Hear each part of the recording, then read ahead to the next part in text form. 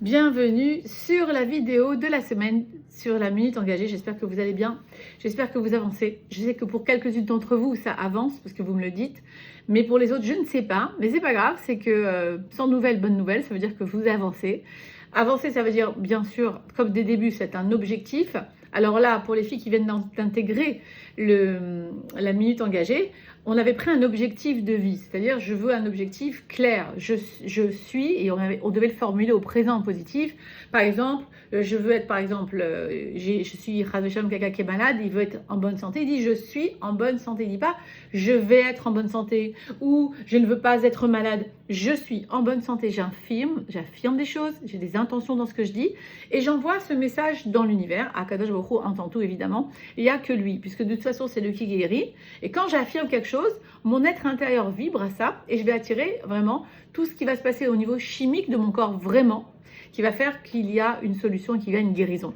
Alors je parle par cet objectif au niveau du corps, mais c'est au niveau du nefesh, c'est la même chose, la guérison vous savez, dans le Birkat Hamazon, on dit Arachaman, chaque fois j'oublie quand c'est des trucs comme ça. C'est Refuat Hagouf, Refuat Nefesh. On demande Refuat Nefesh parce qu'on est tous un peu cholami. On a tous un petit peu un problème. On a tous des blessures émotionnelles. Et comme on a tous des blessures, on est tous des êtres blessés et que au fond, on voudrait que guérir. Et c'est ce qu'il faut demander. Donc c'est pour ça que le Birkat Hamazon, il est très fort parce que dans tout le Birkat Hamazon, il y a tout en fait, il y a tout il y a tout ce que tu veux. Donc quand tu fais un Birkat Hamazon à fond, tu es à fond dans toutes les brachot, dans tout ce que tu voudrais demander dans ta vie. Regarde la traduction du Birkat Hamazon et tu vas voir que tu as tout dedans et que c'est important de faire le Birkat comme il faut. Et si tu ne sais pas le faire en hébreu, il y a le loasi, il y a la phonétique. Et si tu ne sais pas lire, il y a en phonétique, il y a le français. Et Chas Veshalom, si Dieu t'a pas donné la vue, et il y a le braille. Donc quelque part, ce que je veux dire par là, c'est qu'il y a pas, tu peux pas sortir de là. Que quand Hachem, il veut pour toi que tu te donnes des brachot, donc il a créé ce Birkat Hamazon par la bouche de notre sadikim pour que tu puisses lui demander toutes sortes de choses. Donc je te dis, c'est complet le Birkat Hamazon. Moi-même, j'hésite des fois à manger du pain et il ne faut pas le faire. Genre, parce que je me dis, c'est long, etc. Parce que quand je suis trop dans la matérialité, mais quand je commence à élever un petit peu le niveau, je dis, je mangerai presque du pain pour faire le Birkat Hamazon. Et c'est ce que nous impose, entre guillemets, Akadosh Baruch Hu dans sa grande Rachamim, le Shabbat, à faire 4 fois le Birkat Hamazon. Parce que ne croyez pas, Seuda Shlishit, Seuda veut dire pain et vin, en général. Quand j'entends le mot Seuda, une Seuda, c'est qu'il y a du pain, parce que sinon c'est pas une Seuda, et c'est qu'il y a du vin, en général, parce que ça va ensemble.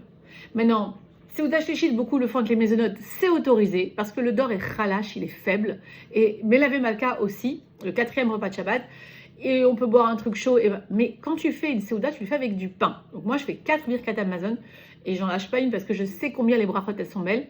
Et c'est justement pour nourrir mon âme, c'est pas pour nourrir mon corps. Si c'est pour nourrir mon corps, moi, je mangerai plus après le repas de midi. Je ne vais rien manger jusqu'au lendemain matin.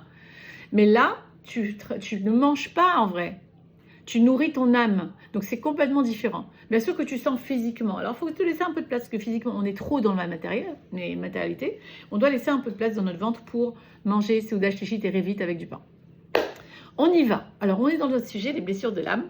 Et là, moi, je voudrais faire une petite parenthèse, parce que je vous ai dit que le Icar sera dit dans les audios. Et là, je vais juste vous parler toujours des choses de complément, etc. Et dans les Zooms, c'est le partage de vos réussites. C'est les testimonials de gens qui ont réussi à faire des choses. Sinon, j'avance dans le Chomer avec vous, mais pas trop, parce qu'il y a beaucoup de gens qui ne regardent plus le Zoom parce qu'ils l'ont. Et donc, je ne veux pas qu'elles soient en retard par rapport aux autres qui ont regardé le Zoom et qui avanceraient. Donc, dans le Zoom, c'est des répétitions, des détails sur le Chomer, sur la matière qu'on a déjà envoyée, sont des partages aussi de ce qui vous est arrivé. Et puis voilà, en même temps, ça fait avancer tout le monde. Et voilà. Donc, moi, je vais vous parler maintenant, là, dans cette vidéo, comment bien communiquer avec l'autre quand on est dans sa blessure. Pas facile, parce que comme tout est en interrelation avec l'autre, comment bien communiquer avec l'autre. Déjà, il faut savoir ce que c'est une communication. Communication, c'est comme un, c'est faire un, c'est comme une ication.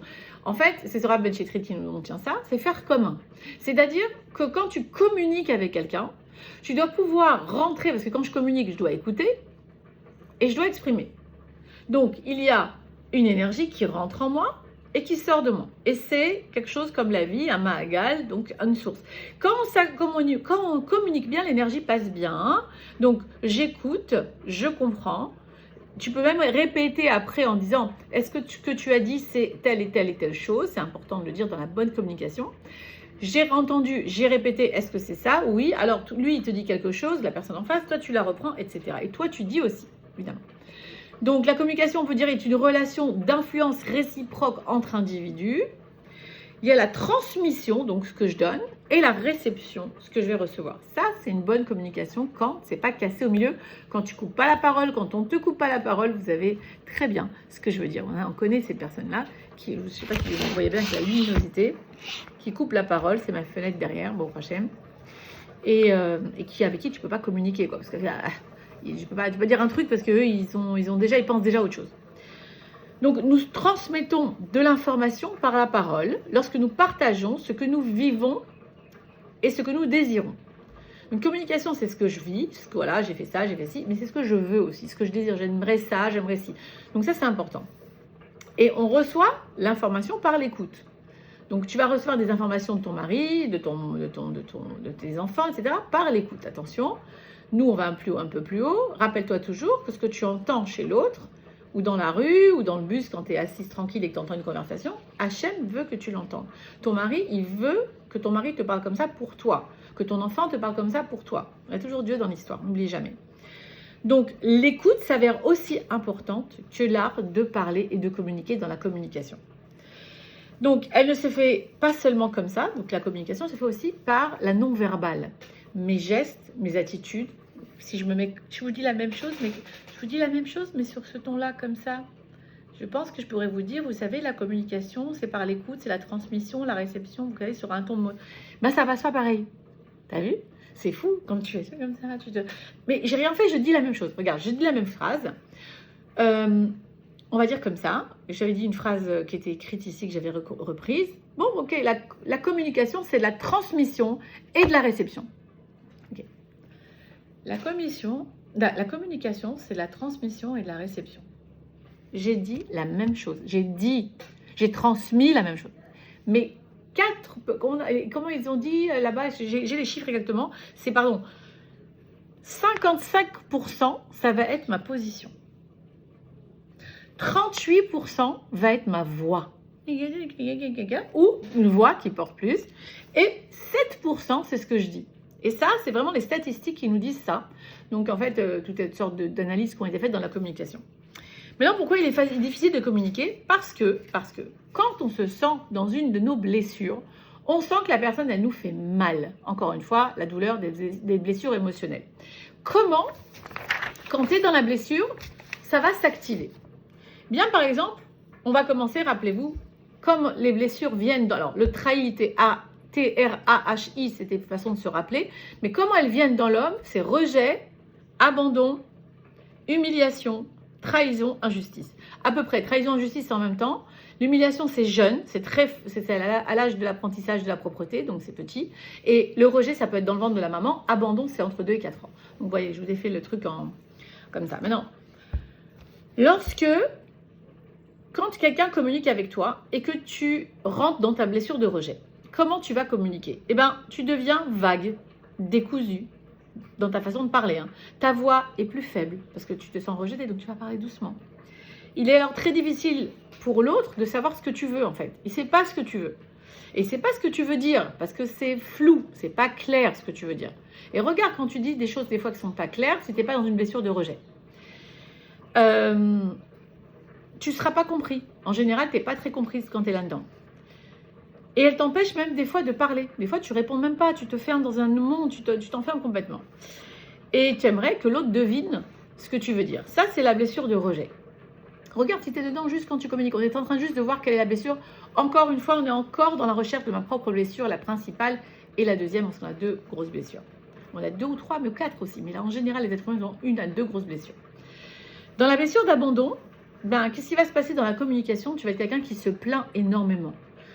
Oui, tu m'as fait, tu m'as dit, nanana, tu vas être victime. Rappelle-toi que l'abandon, on l'avait vu dans le cours d'avant, on avait commencé par ça, c'est la victimisation. Tu vas te victimiser. Le timbre de voix, il va être pleurnichard. Tu vas pleurnicher. Et tu vas être spécialiste pour faire des demandes. Mais tu vas le faire en te plaignant. Pourquoi tu m'as fait ci, pourquoi tu m'as fait ça. Quitte pas 2 secondes.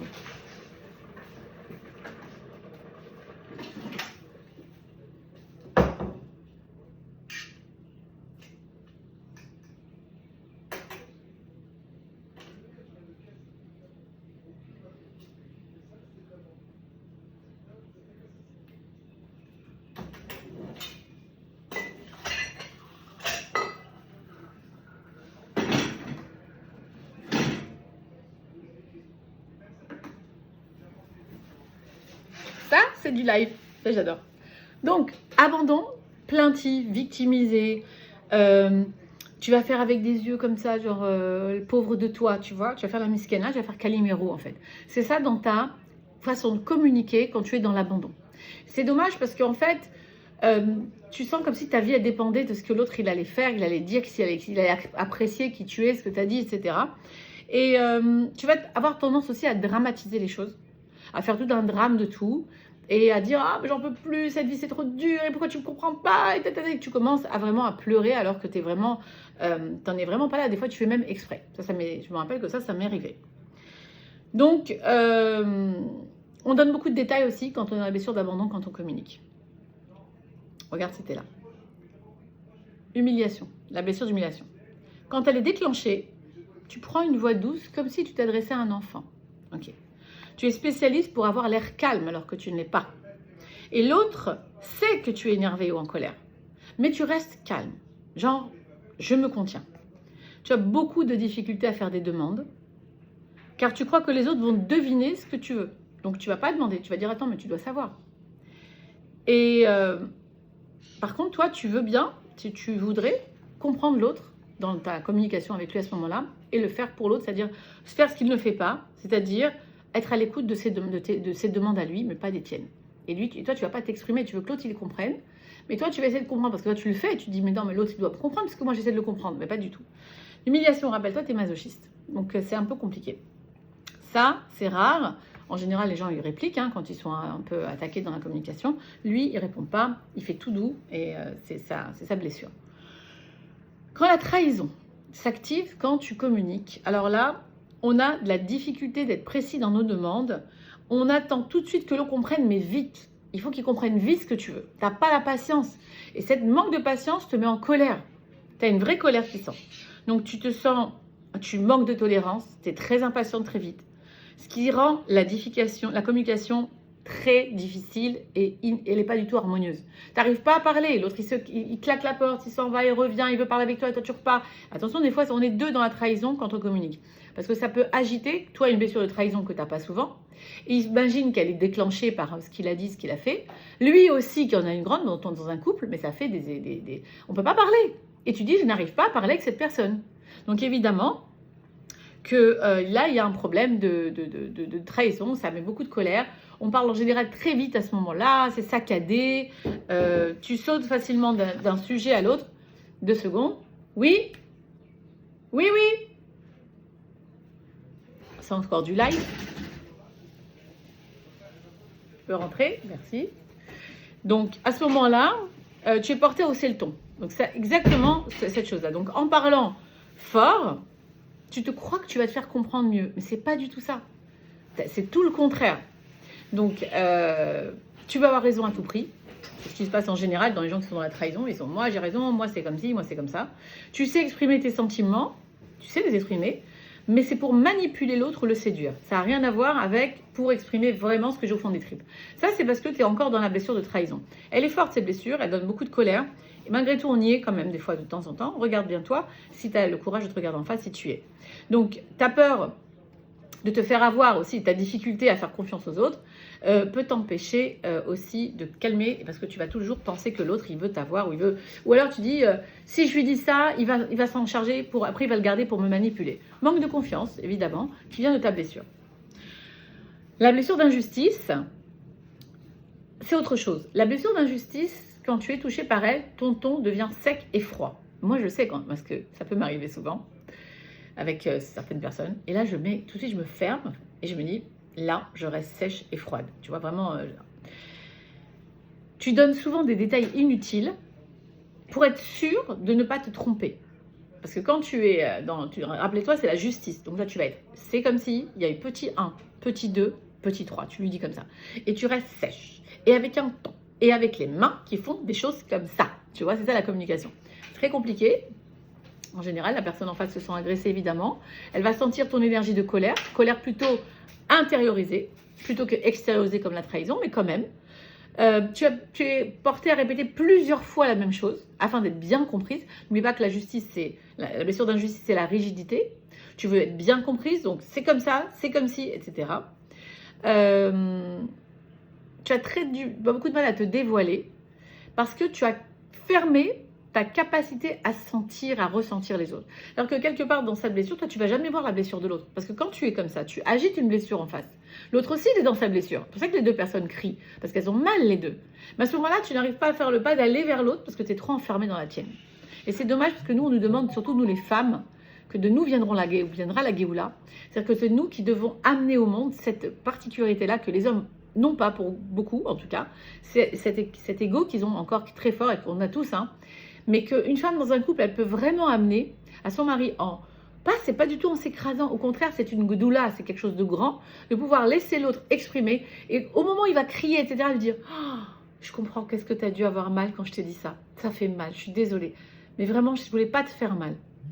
Viens, j'exprime mes besoins. Et la façon dont tu communiques, comme on l'avait dit, donc je finis par l'injustice, après on va voir, donc incapacité à ressentir ses sentiments, voilà, en fait, c'est ça. On a la difficulté à écouter. Donc, on avait fini avec l'injustice, en fait. Ce qui se passe, c'est que on va exprimer les choses qu'on a besoin d'exprimer en disant « tu m'as fait, tu m'as dit, tu m'as abandonné, tu m'as rejeté, tu m'as trahi, tu ». Au lieu de dire « je me suis senti trahi, je me suis senti rejeté ». Je prends ma responsabilité de mon ressenti. Quand tu es en confiance avec tout ce que tu ressens, tu sais exactement ce que je ressens. Et tu sais que l'autre, en vérité, quand tu as un problématique, quand tu as quand tu es en face de toi quelqu'un en qui tu n'as pas confiance, évidemment que la communication va être difficile. Parce que tu ne vas pas croire ce qu'il va dire, parce que tu vas toucher par ce qu'il va dire, etc. Mais quand tu es en confiance, la personne, elle veut que ton bien. Et la façon dont la personne va s'exprimer, qu'elle va le faire avec vraiment beaucoup d'amour. Et tu sais, Emma, à ce moment-là, tu n'as pas fait attention à mes sentiments et tu m'as heurté. Mais elle l'a fait avec l'amour pour me dire qu'à ce moment-là, j'étais pas au top. Et quand tu entends l'amour, tu peux dire « Waouh, je t'ai heurté, j'en suis désolée. » Vraiment, déjà. Mais oui, je veux comme tu veux quelqu'un de bien, parce que dans les cours de la minute engagée, les gardes de la lumière, elles veulent éclairer, elles veulent avancer. Donc si tu veux avancer, tu veux dire, ok, pardon que je t'ai fait mal, mais là, j'aimerais quand même m'exprimer alors différemment, permets-moi de m'exprimer différemment, et j'aimerais, 2 secondes, et j'aimerais te dire ça et ça. J'aimerais pouvoir être moi dans telle situation, j'aimerais pouvoir aussi me mettre en colère sans que tu penses que cette colère elle est dirigée contre toi, parce que c'est messager, des fois ça arrive, on est en colère. Et c'est bon des fois la colère, pour mettre des limites. Ça ne veut pas dire qu'il faut maintenant exploser sur l'autre, mais il faut savoir donner ses limites dans tout. Il faut être équilibré dans tout. Mais une colère, on l'a vu dans Hachem lui-même, il a écrit une paracha au nom de Pinchas qui s'est mis en colère et qui a tué des gens. Donc c'est que quelque part la colère, elle peut être bonne quand elle est dirigée vers la neshama, pas vers l'ego. Si tu es en colère pour ton ego, c'est là qu'on a dit, rappelle-toi du cours du premier cours, la neshama et l'ego, le combat de la vie, le combat éternel entre le bien et le mal, entre l'Etzera et l'Etzeratov, entre ton côté lumineux, ton côté obscur, entre le loup blanc et le loup noir. Donc c'est qui tu vas faire vivre? On avait dit celui que tu nourriras, le loup que tu nourriras, le blanc ou le noir. Eh bien, ça va être là encore ton choix de prendre un peu de distance, de dire attends, ce que je ressens maintenant dans ma blessure, c'est pas vrai, c'est mon ego, c'est mon masque, mais la personne en face de moi, c'est quelqu'un que j'estime, sauf que si tu le connais pas, bon, tu fais un peu autrement. Tu peux toujours dire je m'en moque, c'est Dieu qui me l'envoie, au revoir, je suis pas touchée. Mais quand tu es touché, c'est que tu estimes la personne et que donc il y a un vrai lien. C'est ça la bonne chose à voir déjà dans une mabat, dans une vision positive, c'est que déjà si tu communiques mal avec quelqu'un, c'est que tu as envie de communiquer. Donc c'est magnifique. Si tu n'as pas envie de communiquer, moi quelqu'un avec qui je communique mal, que je connais pas bien, je vois que ça se passe pas bien, elle est tout de suite touchée, etc. Et moi ça me... Bon, ok, ben merci, à bientôt, au revoir. Et puis, bon, t'es pas obligé de la fréquenter. Mais quand c'est des proches, Hachem t'envoie l'exercice dans les proches. Parce que évidemment que celui que tu croises dans la rue, tu vas pas le rencontrer une deuxième fois, donc tu n'auras pas fait ton travail. Donc merci maman, merci papa, merci mon mari, merci mes enfants qui me facilitent autant de troubles et de problèmes pour pouvoir comprendre ce qui se passe en moi, pouvoir comprendre quelle est la blessure qui agite en moi, pour pouvoir passer à la vitesse supérieure, c'est-à-dire accepter que je suis blessée, c'est pas l'autre qui me blesse, et j'avance dans ma vie et dans mes midotes, et c'est tout le but du jeu, c'est de avancer dans ces midotes. Et quand j'avance dans mes midotes, je fais briller ma neshama et donc je donne de la place à Hachem dans le monde et dans la vie. C'est ce que je nous souhaite et que toute cette étude amène énormément de bien. Toutes les personnes qui en ont besoin, tous les soldats qui ont été blessés, toutes les personnes qui sont dans le trouble, la dépression et les doutes et qu'on leur envoie beaucoup de lumière. Merci les guerrières, merci d'être avec moi. Je vous aime.